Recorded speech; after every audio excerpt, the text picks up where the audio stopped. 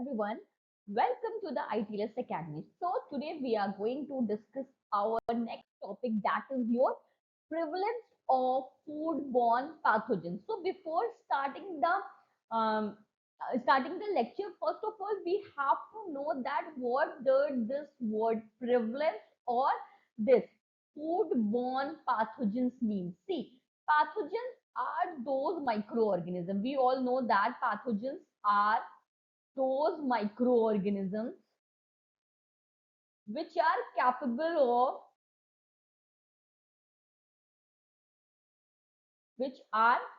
capable of causing disease.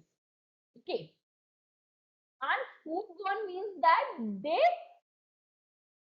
arise in a food or water. Especially if we talk about especially foodborne or those which arise in a food, but we consider water also. Prevalence means how um, like measurement of the common health disease. So simply it means that the pathogens, the microorganisms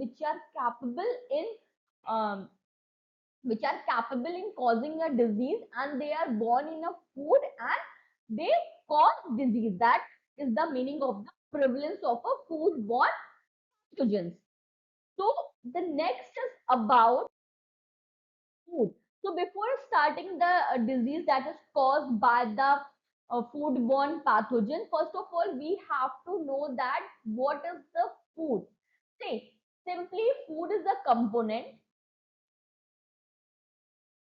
Food is a component or a substance which provide energy, which provide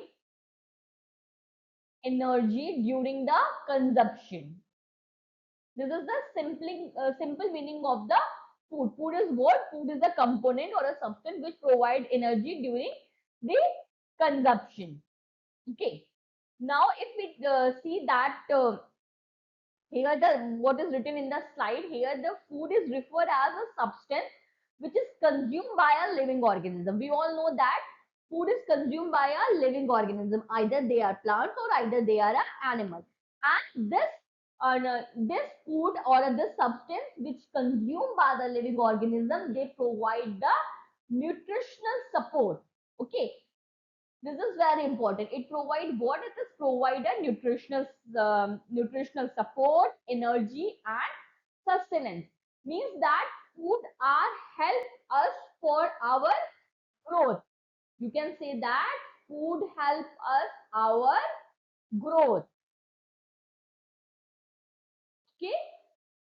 Now, it is typically comes from either plant, either animal or any other source that is indigested through eating or drinking. Now, what is the purpose behind the consumption of this food? The main consumption of the main purpose of the consumption of these food is that it provides the essential nutrients. Okay, they this food provide the essential nutrients. What does this essential nutrients?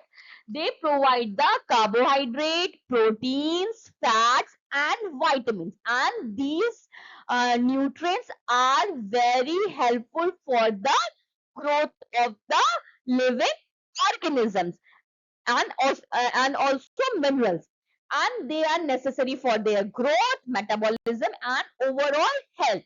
If we if we have any deficiency of these nutrients, that cause disease in a living organism. Now, in which form you can consume the food? The food is either consumed in the form of solid, okay, liquid, semi-solid, and it is prepared through a many process, like your cooking, fermentation, preservation. Okay, so preservation we will discuss in a later class. What does this preservation means? What does this fermentation means? Here, the food that we consume, it will be consumed either in the form of solid, liquid or semi-solid, and they can be prepared by the different process. Some food are prepared by a cooking, and some like for example, like cooking, for example, your rice is prepared by a cooking, and fermentation like your cheese, like your pickles, they are produced by a fermentation. And preservation means that to increase the shelf life by using the preservative. Now, what is the source where we get that food? So food can be get from agriculture, fruits like your vegetable, greens, animal husbandry like meat and dairy, and other means like seafood and etc. Okay, so we get the food from many sources, like your agriculture source. First source is your agriculture sources. In agriculture sources, you get the food in the form of or fruits or vegetables and grains like your pulses, like your cereal. And we also get the food from animal husbandry in the form of meat and in the form of dairy product. And also we get the food from other means like seafood and processed food. So this is the sources of the food. Now next is the example of the food like fruits and vegetable. If we talk about the fruits, then it will be a apple, carrot and spinach. And if we talk about the protein, so protein will be get from chicken. Chicken is the good source of the protein. Tofu is also good source of the protein, and eggs. Grains, we get grains in the form of rice, bread and pasta. And dairy product like your milk, cheese, yogurt. And see, food play a crucial role in human life, not only for sustenance but also for a cultural, social and personal enjoyment. See, food is not only play the crucial role in the sustenance, but it also play a role in different culture like social and personal enjoyment. If we talk about the personal enjoyment, someone like a pasta. Okay, so this is for eating of the pasta is their personal enjoyment. They want pasta because they like it. Now, introduction. Come to the introduction part. See, we all know that this United States is a good, good preservative, good foods, good food, good in food preservation. We all know that. Okay, they maintain the proper hygiene. Okay, so we all know that United Nation is very good in a food preservation, and they provide a proper hygiene condition for the production of the food and for the storage and consumption of the food. Although we all know that it is the safest in the world, but they also face many challenges, like challenges in case of hygiene, challenges in case of food preservation, challenges in case of storage of the food, anything. Now they have a wide scale changes in food processing and packaging technology. See, if we want to preserve the food, so we have to must take care the food processing and packaging technology, because these two are very important, because this is the condition where the chances of the contamination are high. Okay, now around 40 to 50 years ago, mostly food are manufactured locally. In US, if we talk about 40 to 50 years ago, uh, at that time the mostly foods are manufactured locally, and when they are manufactured locally, then also they distributed locally. Now, but today the condition are changes.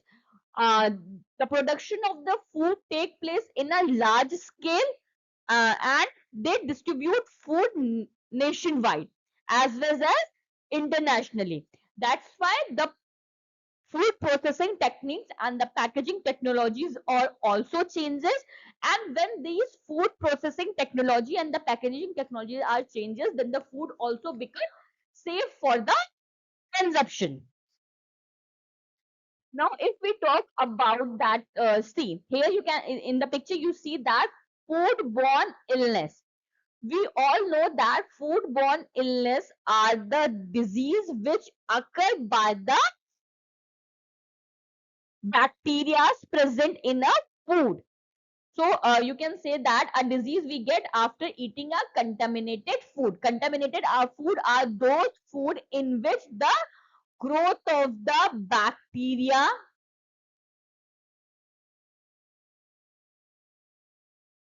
or any other hazard take place. What is hazard? We will discuss in the next lecture, in the next slide. So foodborne illness are the disease which is caused by when we eat the contaminated food. And how these food are contaminated? These food are contaminated either by physically, by biologically, by chemically. Okay.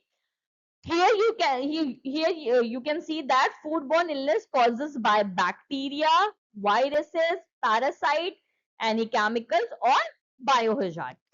So come to the slide. The globalization of the food supply means that food can become contaminated in one country and cause outbreak of foodborne illness in another country. If we talk about the globalization of the food, then it means that some food, suppose some food are contaminated in US, but now this contaminated food is consumed by a consumer. Okay, contaminated food is consumed by a consumer. Now from the consumer, this outbreak is take place in another country. Okay, like in case of your COVID-19.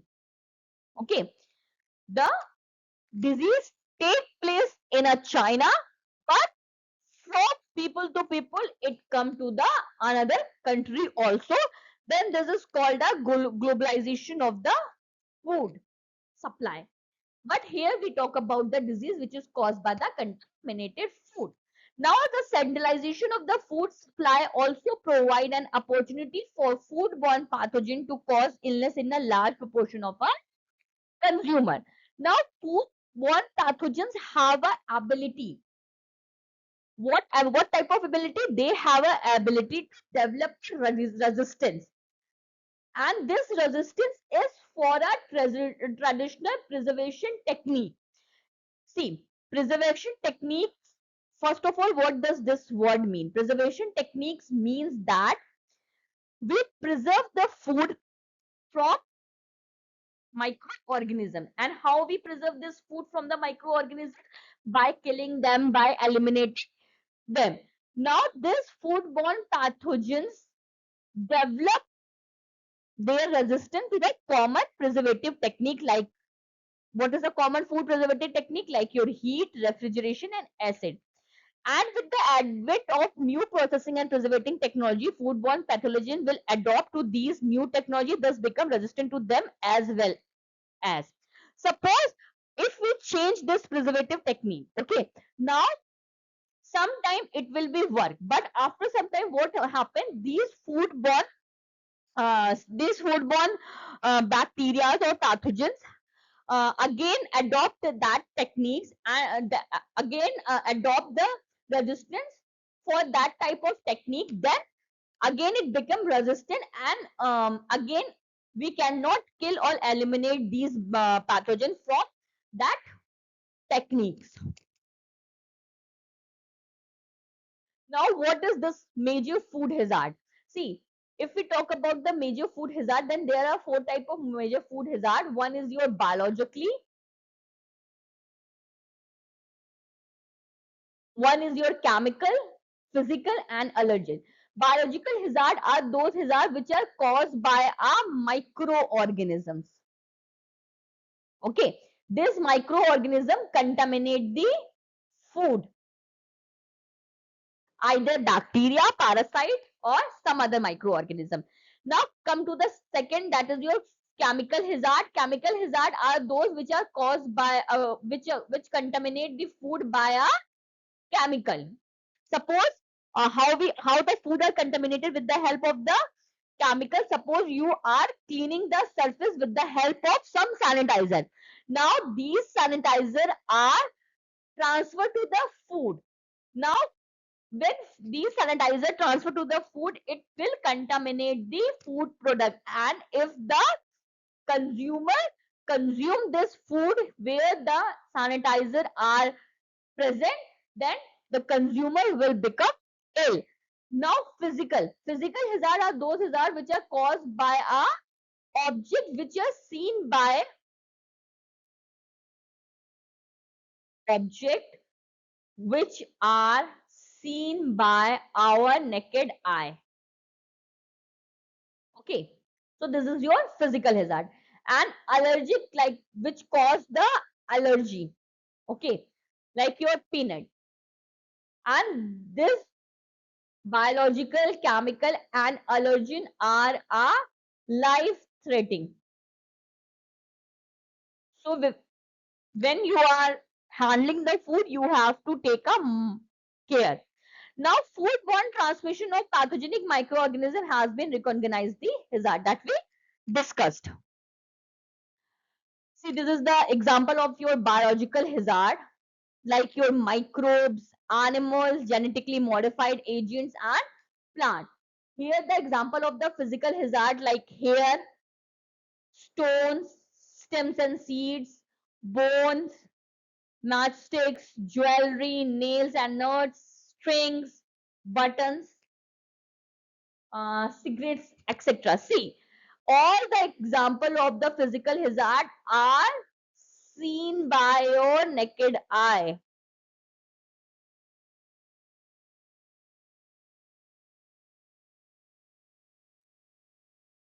Now, this is the example of the chemical hazard, like preservative. Preservative is used to preserve the food, but preserve the food. But if the quantity of this preservative increases or from the limit, then it will become a hazard. Colors and dye, this is same. Colors are used for the coloring of the food product, but there is a limit for using of that color. And if we use beyond the limit, then it will cause a chemical hazard. Flavor enhancer, water additives, packaging material, processing aids. Sorry. Now the next is your food allergens, like fish, peanut, milk, your egg. These are the example of the food allergens. See, this is not necessary that someone have a allergy from a peanut, then the other person have also allergy from the peanut. It is not necessary. Food allergens are only for those who have a allergy of that particular food. If someone have no allergy, then it will not a hazard for that person. See the next, the predominant foodborne pathogen that were known 30 years ago. The most common type of pathogens and the pathogens which are capable of causing disease from 30 years ago.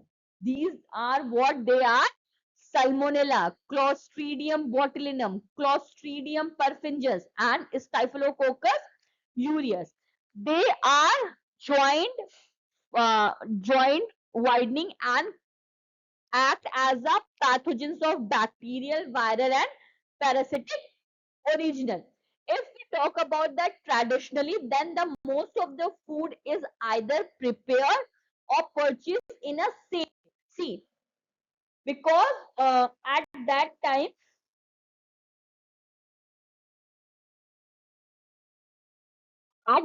there are there that time there is less technique for the preservation of their food. So traditionally, they either that food are purchased or prepared on the same day, and when the and they were removed from the cellar or a cupboard as home can product. If the day is changes, then that will be discarded because the growth of the microorganism take place.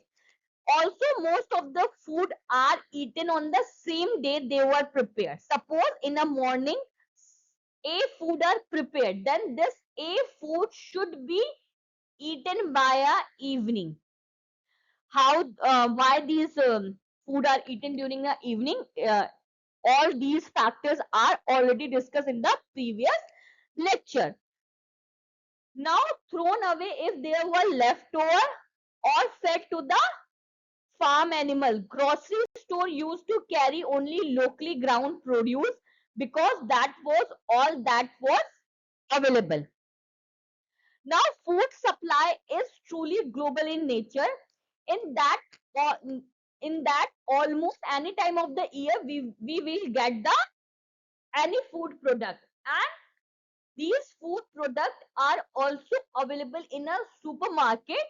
Suppose consumer wants to buy a meat. In a previous time, they only buy the meat from a local butcher or a slaughter, and from there who have their farm animal. Now these will changes. Now we can purchase the meat from a local market and come from 1,000 of miles away. How it is possible? It is possible because of the preservation technique that will be discussed in our later classes. What is this preservation technique? How we preserve the food, how we increase the shelf life. See, the common method of the preservation is that cooling or heating. So if we talk about the meat, then if we talk about the meat, then the temperature of that should be either between 0 to 5 degrees Celsius or either from 18 to minus 22 degrees Celsius. Now come to the next slide. Scientific basis and implication. If we talk according to the CDS, that is your Center for Disease Control and Prevention, they will noted that in each year around 76 million of illness are recorded, and this illness are recorded due to the foodborne pathogen. And among 76 million illness, there are 3,25,000 are hospitalized, and out of 3,25,000, 5,000 are dead. And this data is from United States, and it is reported in each year. If we talk about the predominant bacteria which are responsible for the food illness, there are two predominant bacteria which are commonly cause foodborne illness. That is your Campylobacter species and Salmonella species. And there are one more parasite which are which are reported commonly to cause a foodborne illness. That is your Giardia lamblia. Now, foodborne outbreaks. According to the regulation of US food supply, they are primarily divided into a two federal agency. One is your USDA FSIS, one is your USHS FDA. Now, what is USDA FSIS? That is your US Department of Agriculture, Food Safety and Inspection Service. And the second is your US Department of Health and Human Service, Food and Drug Administration. Among these FSIS regulate the meat and meat poultry, which is listed in a Meat Inspection Act and the Poultry Inspection Act. And your second is your egg product, which is listed in the Egg Protection Act. See, this FDA regulate all food communities and as well as exotic animal which are listed in a Food, Drug and Cosmetic Act. It is regulated by a FSIS. Now, see, food safety inspection services regulatory community. There are some bacteria or some incident which are recorded. Like your first incident is your Listeria monocytogenes present in a hot dog, and possibly they are also present in a pre-delight meats. And it is reported in August 1998 through early February 1999. There are 100 illness are recorded, and this illness are caused by our Listeria monocyte serotype 4b, and it is reported in 22 states. And among 121 are death, and 15 are, and in which 15 are adult and 6 miscarriage. That miscarriage were associated with this outbreak. The manufacturer warningly recalled certain production lots of hot dog and deli meats that might have been contaminated. The outbreak strain of Listeria monocytogene was isolated from an open and unopened package of hot dog, and this are isolated with the help of CDC in 1998. It was postulated that the contamination came from dust due to the facility of the construction. See, this is the first case which this is the case which are reported in August 1998 to the early February 1999, and this is caused by a Listeria monocytogene, and this Listeria monocytogene is present in a hot dog in which it is present in a deli meat, and it outbreak called 100 illness, and this 100 illness is reported in different state. Total state is 22, and out of 100, 21 are death, in which 15 are adult and 6 are miscarriage. And this are isolated by a is your Escherichia E. coli 0157. It is caused in a fermented sausage. Commercially distributed dry cured salami was associated with outbreak attribute to E. coli, and this is caused in a California, Washington in 1994. This is first outbreak which are associated with the E. coli 0157H7, and in which a total 23 laboratory confirmed cases were reported. All salami associated with illness were purchased from local grocery chain Delay counter. Research conducted with inoculated salami that determined the E. coli 0157H7 could survive the fermentation, drying, and storage process. These are the two examples of the total outbreak. Now, current and future implication. Consumer education. The continued importance of consumer education cannot be overemphasized by reinforcing simple food safety messages. The public will begin to change their food handling habit. Also, by notifying the consumer when a problem occurs, such as foodborne outbreak or a product recall, they may change their eating or purchasing habit.